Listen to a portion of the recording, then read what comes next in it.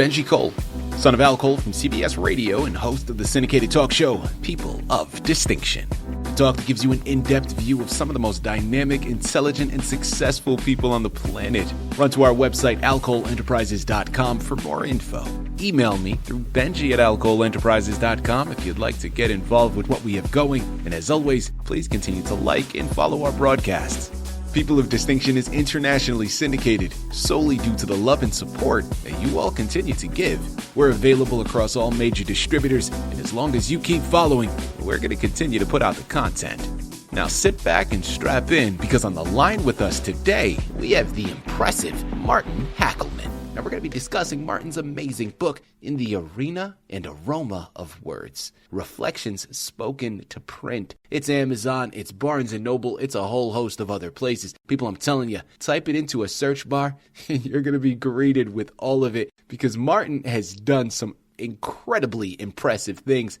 And you're going to want to check it all out, okay? This book is just one of the latest developments, but this man has an impressive resume, and we're going to touch up on that in just a few moments. Before I go any further, I want to point out the fact that he was brought to our network by one of the best publishing firms in the business, Citi of Books. So for my writers out there who have gone through their process in developing that masterpiece, but now you've come to a crossroads because you need help moving it. Well, if that's you, contact Citi of Books. They're one of the best movers in the business. You're going to want to head on over to citiofbooks.com and gather all the ways that their fantastic team, they're going to help you do just that.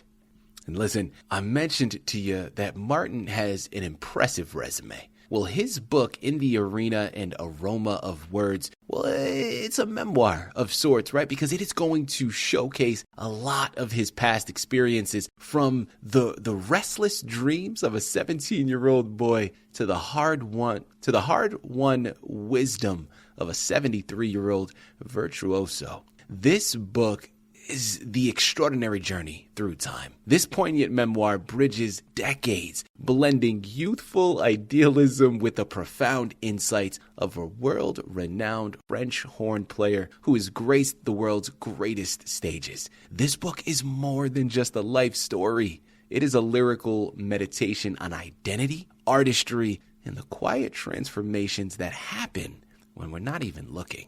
This book is going to be something that offers a lot of insight and truly is going to help you reflect on your own journey, where you've come from, where you are now, and where you're going to be heading in the future. Sit back, strap in, and get ready. Martin, first and foremost, welcome to People of Distinction, and thank you very much for being a guest. How are you doing today, sir? Oh, thank you. Thank you so much. I'm doing great, Benji. Thank you so much for your generous introduction there. I don't have much to say after that, but it was good. Well, there it is. Well, Martin, we can close. Really a pleasure. No.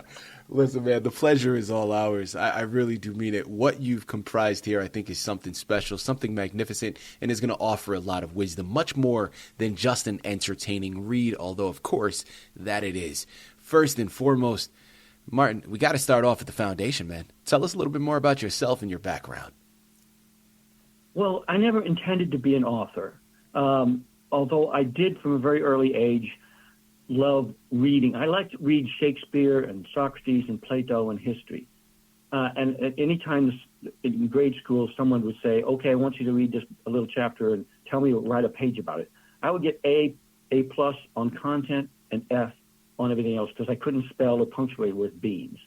So I loved to write, but I didn't think anything of it. Mm-hmm. And then as I went along, I didn't think too much of it. But when I got into my teens, I ended up questioning things. And I just wanted to talk out loud. As I even mentioned in my book, if you talk to yourself when no one's in the room, you're not crazy.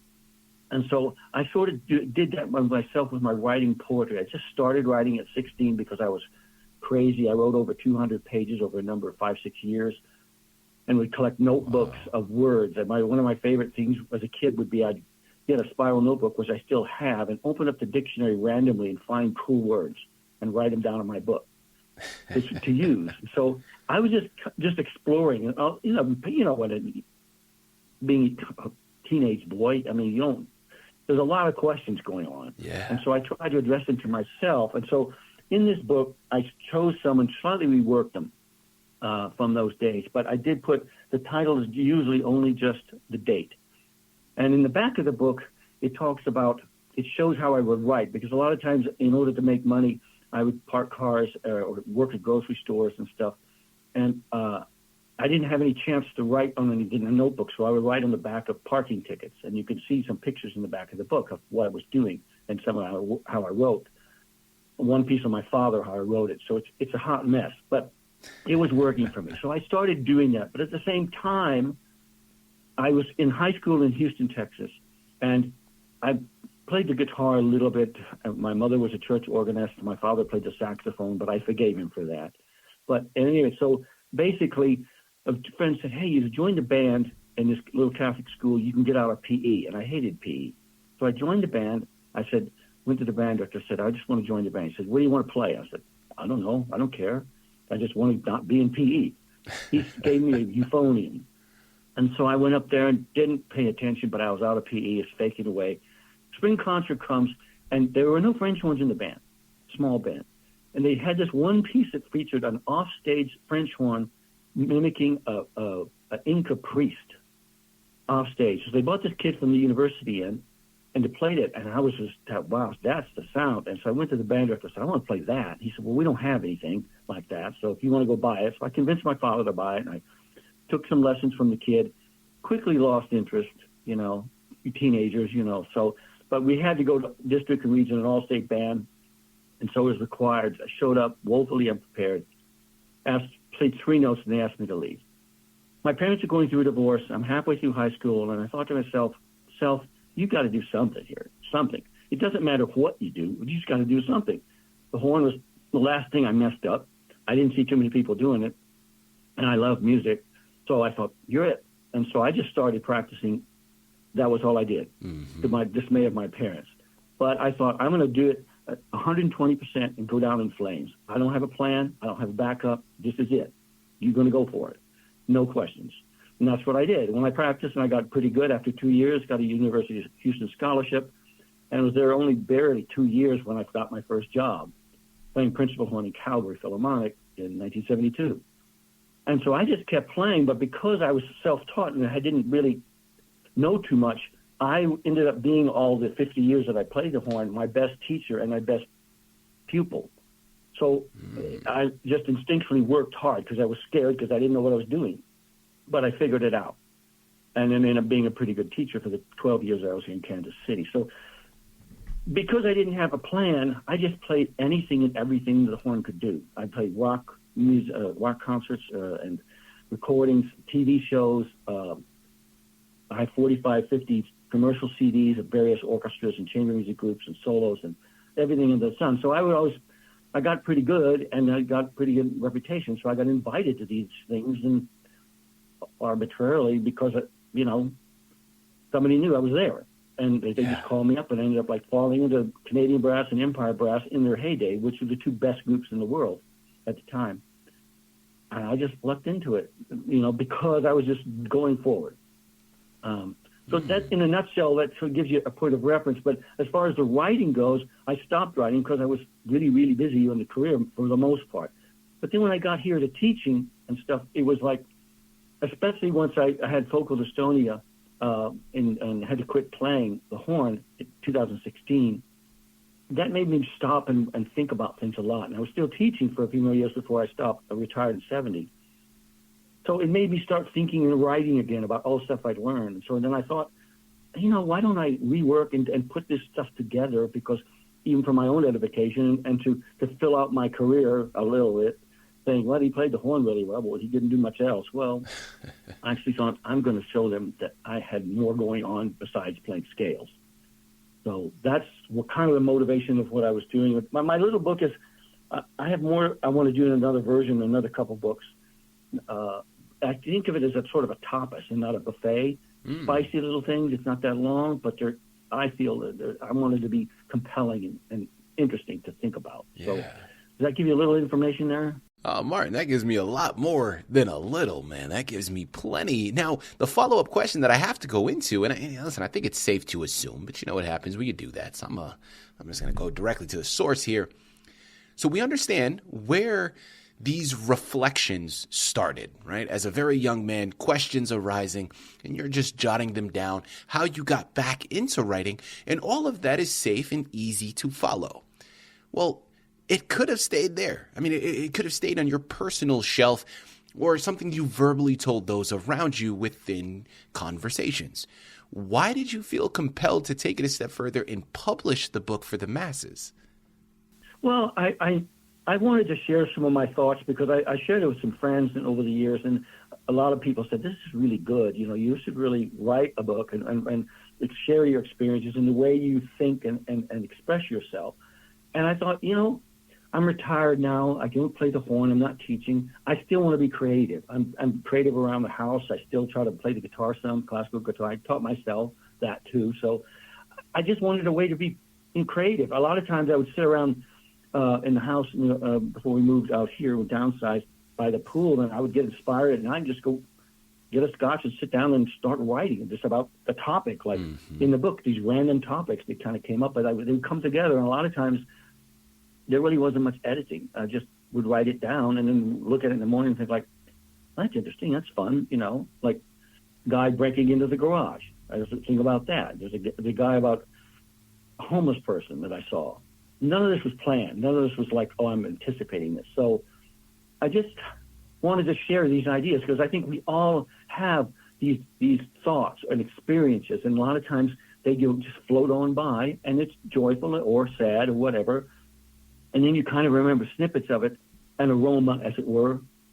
But I thought if we have a snippet of it and you can smell it, it sounds familiar, then you put it back in the aroma of your own personal experiences. And so I was doing that for myself, and I thought, I think a lot of other people would probably enjoy doing this too, even if it's with my words, but they can transpose their thoughts into my words. So that was what I was trying to do, and I thought, this is fun and creative. And people said, oh, go for it. So I thought, okay, let's do it.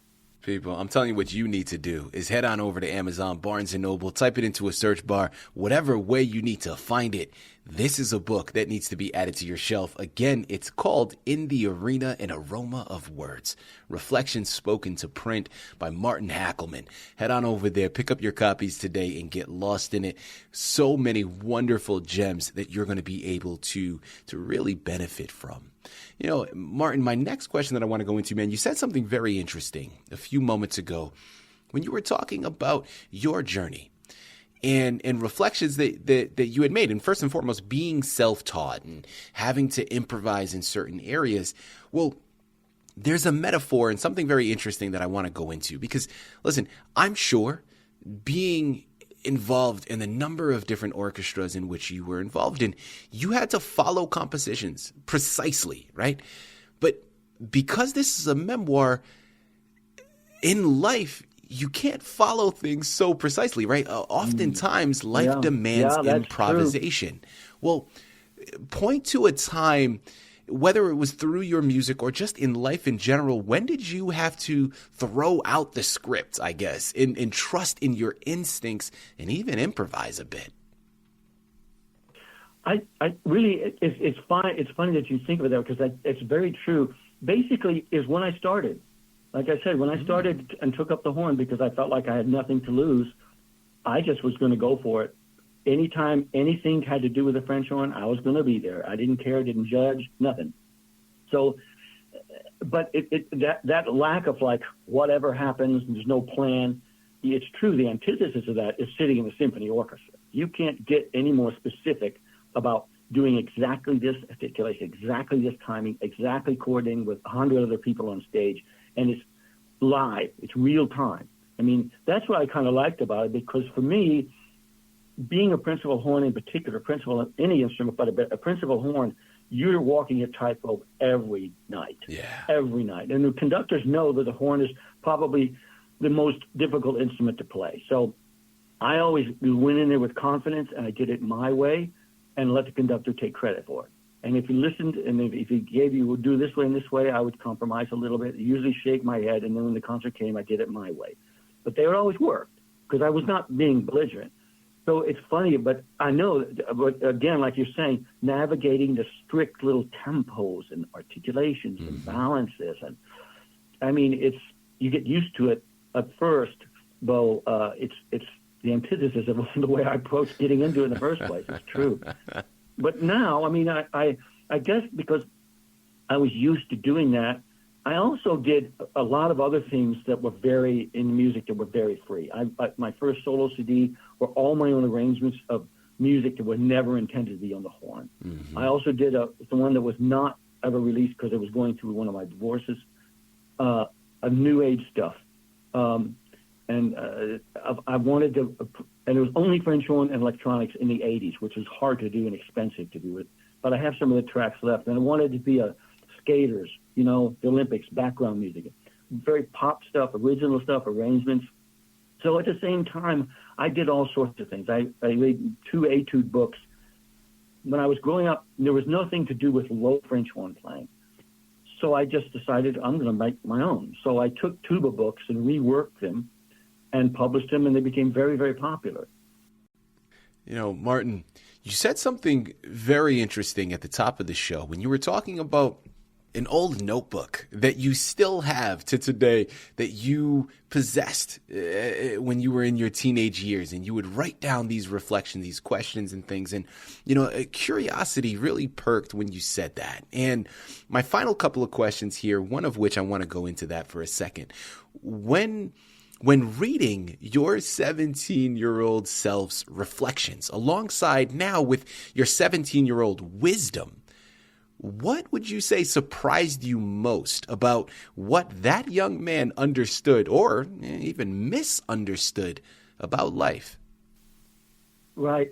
That's a good question, because when I started going back and reading them things, I was surprised, like, that's pretty freaking smart for a young kid. I don't know how I came up with it, except by reading. When you read Shakespeare, Socrates, Plato, and history, you begin to, I love Shakespeare. Shakespeare is just like, at first it feels like a word salad, and then suddenly it makes sense, and you don't know why it makes sense.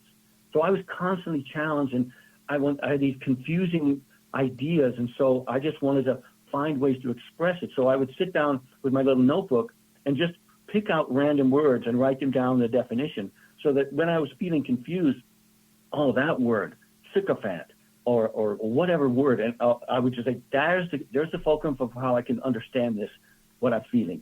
Weird words that were interesting, not just I feel bad or I feel good. Mm-hmm. And so I wanted the colors, those arenas, those aromas of the dictionary. And so I just wrote down random words that I thought were cool. And then I would put them together when I was feeling bad or good or wondering. I could go, that word works. That connects with this word. Oh, that's cool. And that's the way I put it together, because in my own mind, I was just in this little confined, narrow room. But when I opened it up to the dictionary and words, they brought me into that arena, an aroma, those words that I randomly picked. But they exist now because I looked at them, and now I can feel using those words better than simply feeling bad. Martin, listen, man, you established a great segue, because as we start to close out, you're talking about these words that came to you. Well, I know you've written some poetry as well, and you would like to share that with our listening audience. Man, I can't think of a better way to close out than hearing some of your reflections in this written form. Whenever you're ready, man, myself, my listening audience, we're all ears. I'm going to read one that was written in 1969, and it was called Wind, because I love being outside. I love walking. I still liked it. And I was always fascinated with wind. So this is one I wrote at age 17 or something like that.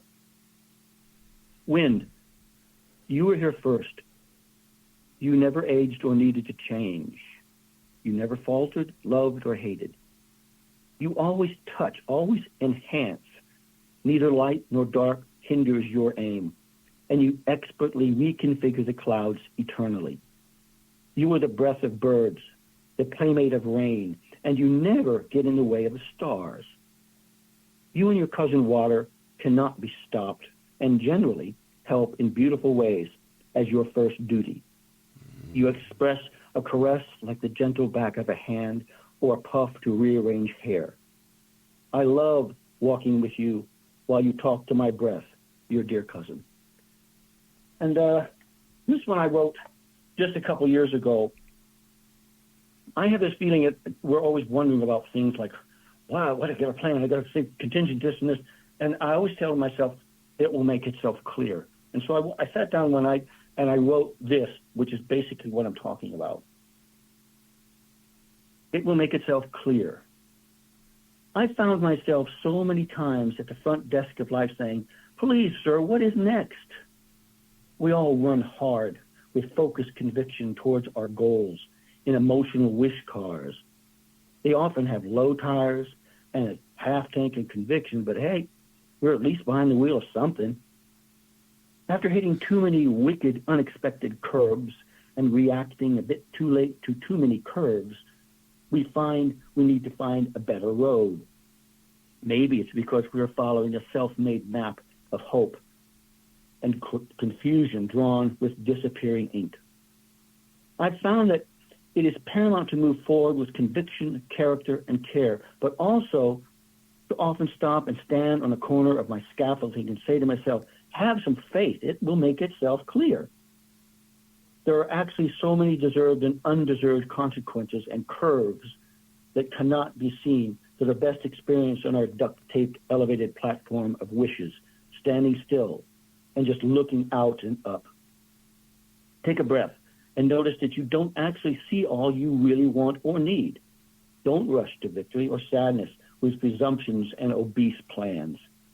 All our days open with leaving sleep and diving into necessity over coffee. The plan emerges like indigestion.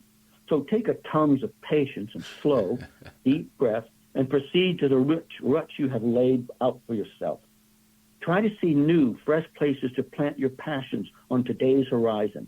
How can I grow and help the ones around me at the same time? After a bit of age, we figure out that if we lend a hand, many palms will extend to us as well. Be wise by letting today just lay there and greet you with that goofy grin. Proceed to make this hot cuisine dumpster fire of dreams and realities called today a bit better than yesterday, but not as good as tomorrow. Good will come as a beautiful breeze at the same time you stub your toe again. Martin, thank you very much for sharing that. People, listen, man, I know you are all listening in here, man, and you've picked up a lot, as have I. And one thing that just continues to become re-impressed for me is how Martin's journey reminds us that life's most profound symphonies are composed not just of the grand achievements that we have, but of the quiet measures in between. Sometimes, again, to use another metaphor with music, because of course this is the interview that we're having here, but sometimes silence is just as important as the sound. Similar to music, right? In those quiet moments of life when we're reflecting, when we're questioning things, we come to some of the most profound conclusions, right? Or even the precipice of some of the most profound journeys that we are yet to embark upon. His book is going to offer a lot of reflection, not through his own life, although it does showcase that. But I think where a lot of the power lies is the reflections that it's going to cause you to have upon your own journey. This is something that is much more than just a life well lived, right? His journey has grown richer throughout the years, and we are now receiving that gift that he's comprised. So I'm going to say it for you all once again, man. It's Amazon, it's Barnes & Noble, it's a lot of other places. Trust me when I tell you, type it into a search bar. Martin Hackleman, In the Arena, an Aroma of Words, reflections spoken to print. You're going to be greeted with a lot. His music is impressive. His book is going to help shift and hopefully move some mountains for you in your perceptions, because it's something that is going to embark upon unforgettable conversations between you and those around you if you allow it to do so. It really is the start of a journey of exploration that is a beautiful thing. head on over there, pick up your copies today, figure out why I say that. And Martin, this has been a true pleasure, man, an absolute delight. Thank you once again for being a guest on People of Distinction. My pleasure. I feel very honored and lucky to be able to share. And you were great. I thought you were really, really good. I can see why you're doing this.